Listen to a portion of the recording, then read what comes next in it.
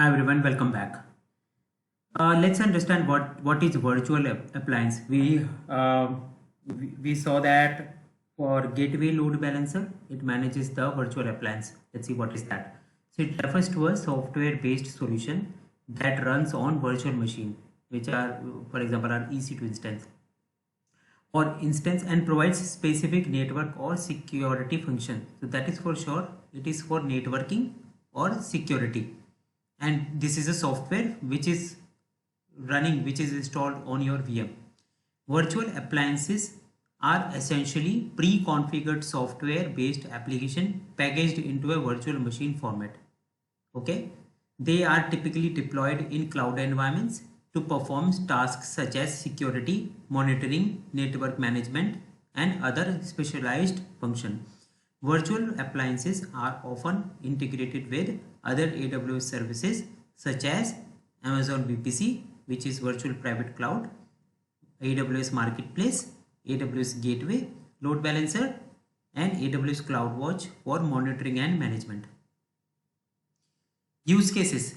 So like I said, it is for networking and security. So of course, firewalls, intrusion detection and prevention system, IDS, IPS will come. Virtual firewalls that inspect and filter network traffic. IDs, S and IPS, virtual appliances that detect and prevent network intrusions and attacks.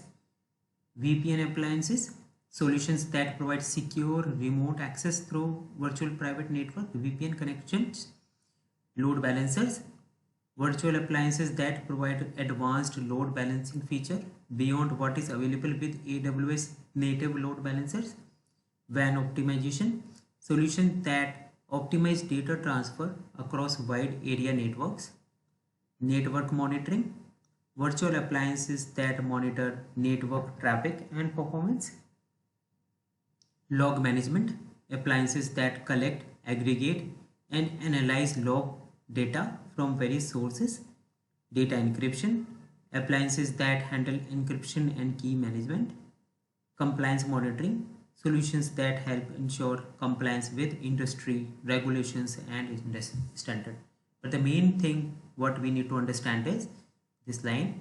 It is a software based solution that runs on virtual machine, and it is for, of course, for networking or some specific requirement. So that's it in this video. Thank you so much for watching.